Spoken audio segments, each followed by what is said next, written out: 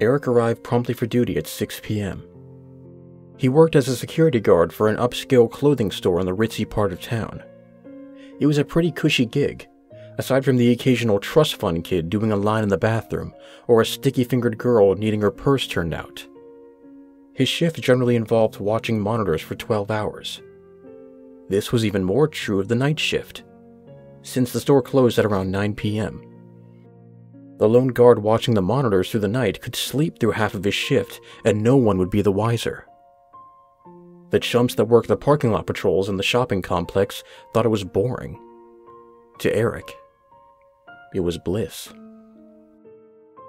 The normal store hours wound down just as they always did, with customers walking the aisles, inspecting the clothes, and making trips to and from the changing rooms. Eric shifted in his seat, wishing that there were cameras in those changing rooms. There were quite a few top-quality trophy wives that shopped in this store, after all. Of course, the changing rooms were off-limits for cameras due to privacy reasons, so Eric leaned back with a sigh and began poking at his smartphone to pass the time. Closing time came and went, and the monitors now showed empty aisles and abandoned cashier stations. The store was a darkened temple to consumerism, and Eric was the lone attendant priest. He passed the time intermittently glancing at the monitors and playing the latest hit mobile game, doing his best to stay awake despite the quiet and solitude. At around 12:30 a.m., some movement on camera 9 caught his eye. Eric's eyes shifted from his phone to the screen, narrowing as they searched the CRT display. He saw nothing. Lowering his eyes back down to the smartphone screen, he continued his imaginary conquest in his game. A half hour passed before he saw movement again. He glanced up again, then did a double take. He leaned forward in his seat, setting his phone on the counter and staring at the screen.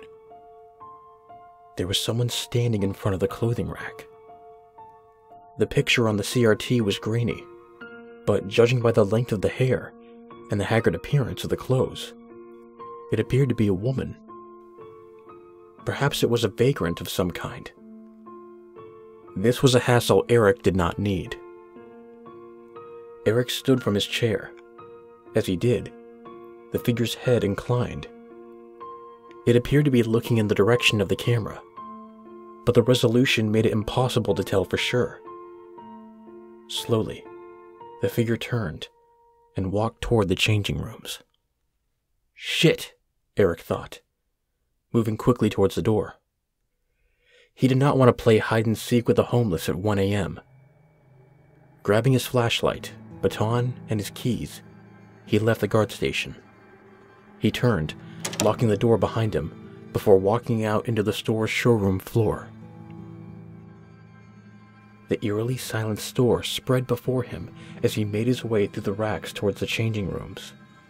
Each stand seemed to loom larger in the shadows, and Eric moved carefully to ensure that each one was just that, a shadow. As he passed through the women's wear, he glanced up at the wall. There was a model there, clad in only bikini-style underwear. He smiled up at the attractive woman as he walked, then felt himself bump into a large, humanoid figure. Suppressing a shout, he simultaneously shoved and scooted backwards, creating distance so he could draw his baton. He peered meaningfully at the fallen figure. A mannequin. Eric cursed under his breath, sheathing his weapon.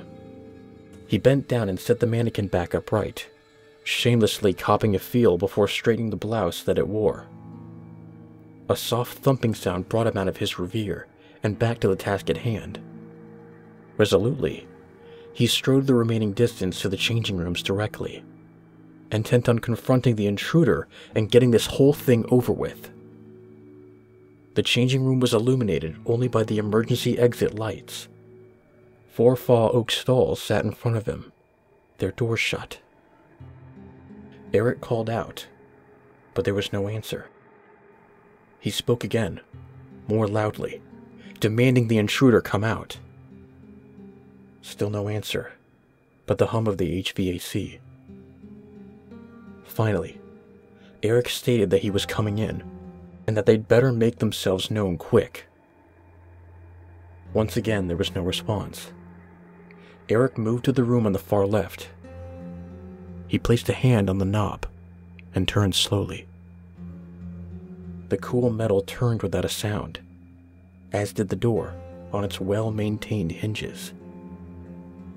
Eric clicked on his flashlight and, shoving the door open, stepped back and inspected the stall. It was empty. 3 more to go. Eric moved to the second stall, apprehension rising like bile in the back of his throat.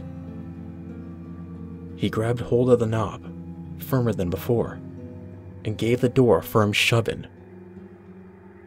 Again, the changing stall was empty. Despite himself, he began to sweat. Only 2 stalls remained. He took a few deep breaths. This was not a big deal. After all, he'd kicked out unwanted people before. Besides, if the person was violent or wouldn't leave, Eric could just call the cops. With those thoughts, he pushed the nervousness down, clasped the handle of the stall, and opened it. Empty. Hairs prickled on the back of Eric's neck as he stared at the one remaining stall, fear surging back to the front of his mind. They were in there. They had to be. He called out to them, telling them to come out now, or he was coming in. He received no response. He listened closely, but could hear no breathing. There was no smell either. Given their haggard appearance, he expected a nasty stench, but instead, there was nothing but the high-end citrus cinnamon smell of the wall-mounted deodorizers. He should have been relieved, but the disparity just unnerved him more. He steeled himself to open the door. It was time to turn this person out on the street. This had ruined his evening, and as he thought about it, Eric actually began to get angry. What a hassle, a headache, an annoyance. He resolved that he might even be a bit rough with the intruder if he had to, just to teach them a lesson. Hands now shaking with fear and anticipation, he drew his baton back and, rather than turning the knob, kicked the door in violently. What he saw there caused his stomach to drop into his shoes. Nothing. There was no one there. Enough was enough. Eric wasn't going to play this game. He put away his baton and reached for his smartphone to call the police, but found that it wasn't there. He had set it down in the guard station room earlier.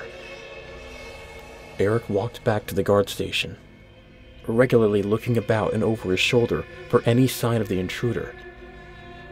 When he reached the locked guardroom door, he fumbled out his keys and shakily undid the lock. When the mechanism clicked open, he glanced briefly over his shoulder. Nothing there, before hastily entering the station and locking the door behind him. He sat down on the console in front of the screens, rewinding the footage on all the monitors. He reached the point at which the mystery person appeared. He watched them walk into the changing room as he dialed the local police precinct contact number. As the phone rang, he watched himself appear on the monitors. A woman answered the phone, asking how to direct his call. Eric asked to be transferred to the on-watch officer for his area of town. As he waited, he watched the tape as his past self stumbled into the mannequin, then moved to the changing rooms. As his past self appeared on camera number 9, a flicker of movement appeared on camera number 5. The camera displaying the outside of the guard station door. He turned to look. The haggard woman, he was sure of that now, from this new view, had appeared on camera number 5's display, just as he had arrived at the changing stations. Where had she come from? He watched, his heart speeding up. As the figure walked towards the door, he had locked it. Eric knew he had locked it. As the figure reached the guard door, the screen flicked off. Behind him, Eric could hear a slow, creaking sound. He watched in terror, as, in the reflection of the surface of camera number 5's dead monitor, the storage closet behind him began to open.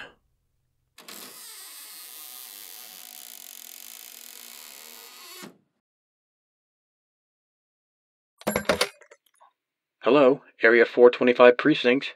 How can I help you? Hello? Anyone there? Hello?